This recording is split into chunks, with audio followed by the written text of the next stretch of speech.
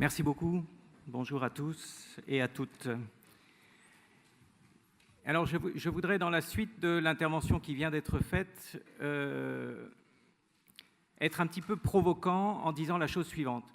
Cette année internationale de l'agriculture familiale, elle nous a permis à tous et à beaucoup de gouvernements et d'institutions internationales de se convaincre des vertus de cette petite agriculture familiale capable de produire, capable de gérer des environnements complexes, capable de produire à moindre coût, capable de produire des produits de qualité. Nous sommes tous convaincus, je pense, dans cette salle et bien au-delà, de l'efficacité de cette agriculture familiale.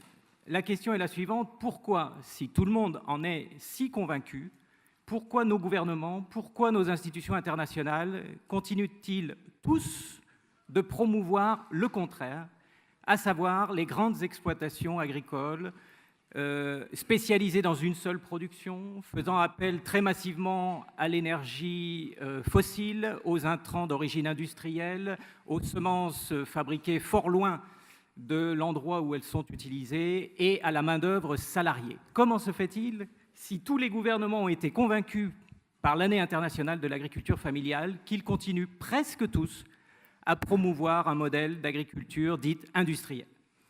Alors, une première réponse à cette question, c'est la plus facile, consisterait à dire c'est la faute aux multinationales, qui évidemment trouvent leur intérêt à vendre des semences, des pesticides, des machines, de l'énergie, etc. Bien sûr que c'est de leur faute, mais on ne peut pas se contenter, si on veut changer les choses, de dénoncer cela sans aller un peu au-delà dans l'analyse. Et c'est ce que je voudrais vous proposer en quelques minutes.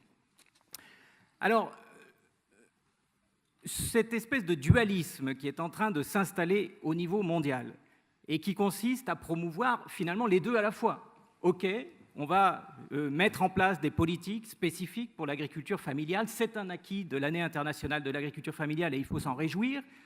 Mais on va continuer en même temps à promouvoir l'agrobusiness parce que finalement, pour nourrir 9 milliards d'êtres humains à l'horizon 2050, seules ces grandes entreprises seront finalement capables de nourrir les villes à bas prix. Et donc, on voit se mettre en place un dualisme institutionnalisé.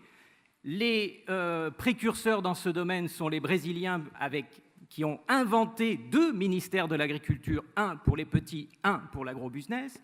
Le Maroc, maintenant, met en place un plan Maroc vert avec un volet pour les petits, un volet pour les grands. Et on voit dans un très grand nombre de pays se mettre en place une structure gouvernementale à 2 têtes, une tête pour les petits, une tête pour les gros.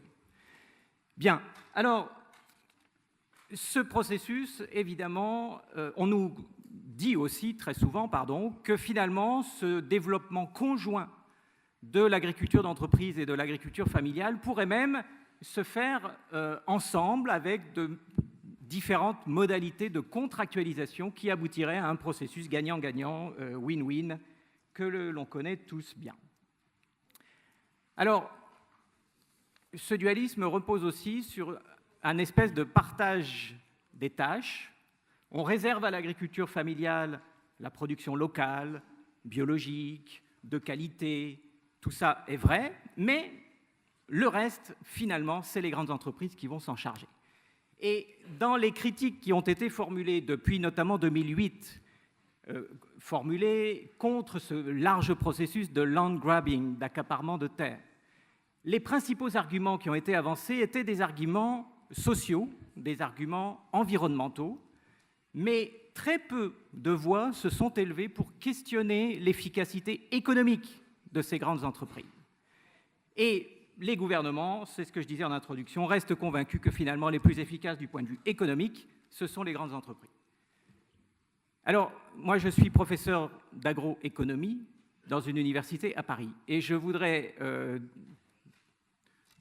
en tant qu'agroéconomiste et enseignant d'économie, vous livrer la réflexion suivante. Je pense qu'il faut que les communautés paysannes, les organisations paysannes, les gouvernements, les enseignants, les chercheurs se réapproprient une économie de l'agriculture qui soit beaucoup plus proche du terrain.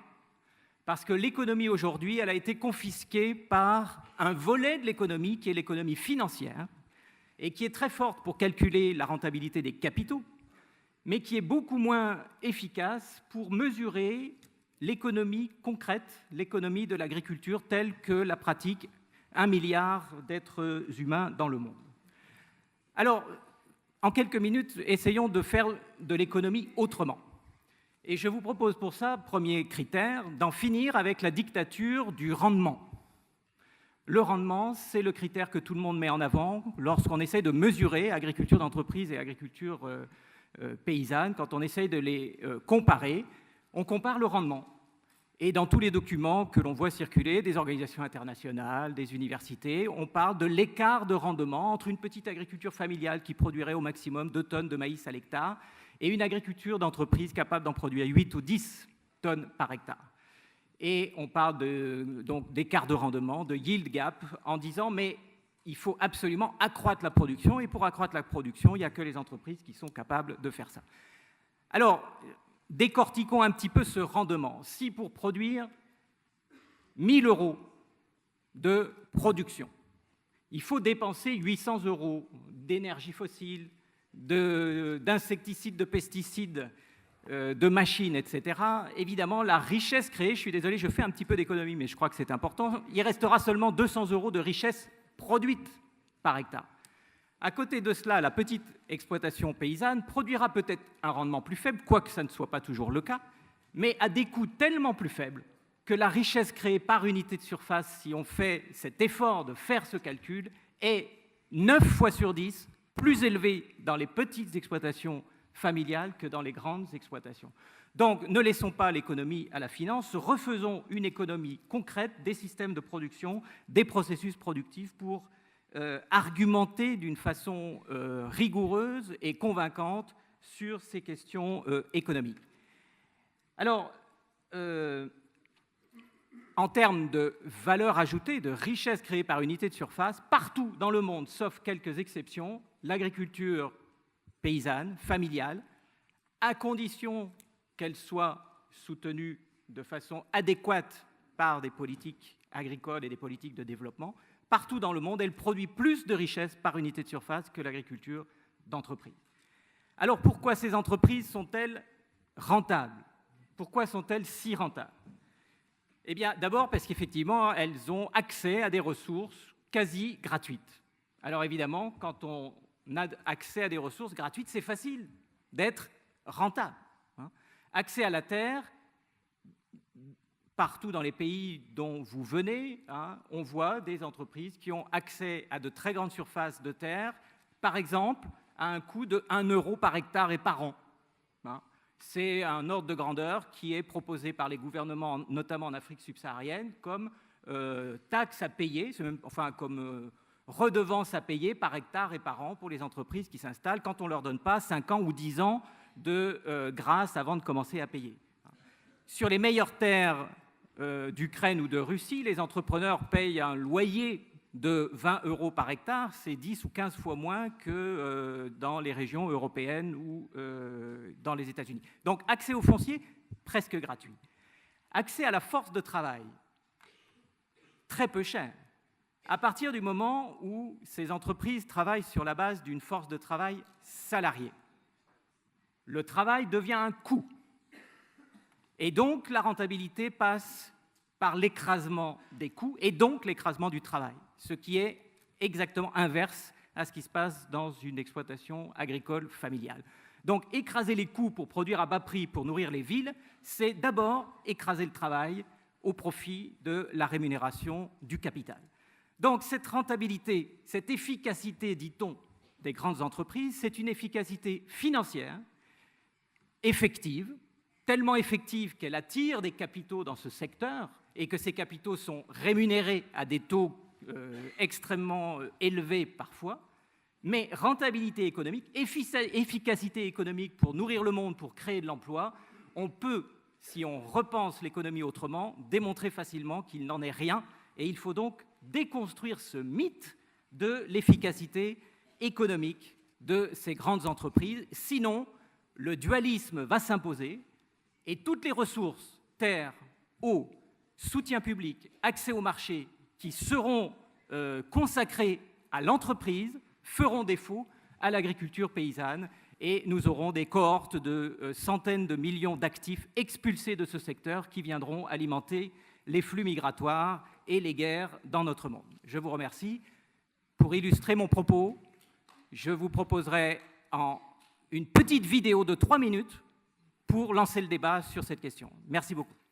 Cette petite vidéo est en anglais, mais je vous invite à la consulter en espagnol et en français sur YouTube. For several years now, private investors have been taking control of significant areas of land to create large agricultural operations, mainly in southern countries.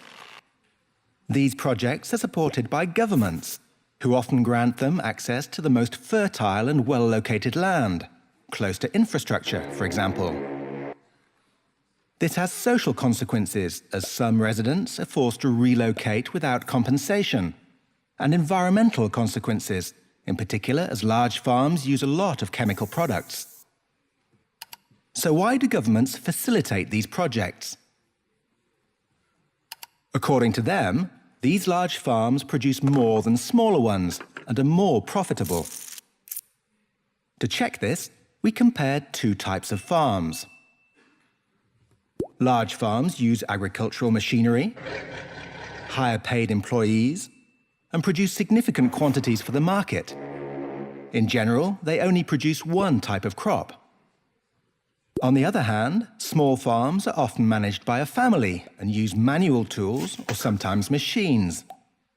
They produce various crops with the aim of feeding themselves as well as selling their produce on markets. Their revenue is often low as they only have small areas of land. But which of these farms is the most efficient? To produce the equivalent of 1,000 euros per hectare, a large farm must obtain seeds, chemical fertilizers, and fuel for the machines. It also needs to buy pesticides, as single-crop farming is conducive to the emergence of parasites. Out of the 1,000 euros, only around 300 euros remains. Now let's take the example of a small farm. The yield is often smaller per hectare, for example, the equivalent of 800 euros of production. But it recovers seeds from its crops, uses manure as fertilizer, and does not buy much fuel. It also limits pesticides, as the diversity of its crops means it is less conducive to the development of diseases. Out of the 800 euros, 600 euros are left. As such, small farms generate more value per hectare. There are 500 million small farms across the world, and they represent over 3/4 of agricultural production. So why do large farms seem more profitable? Because investors have access to very large areas at a minuscule cost, they generally pay their employees very little, and pay little or no tax. As such, access to land and water, as well as to loans and state support, should be offered on a priority basis to small farms throughout the world.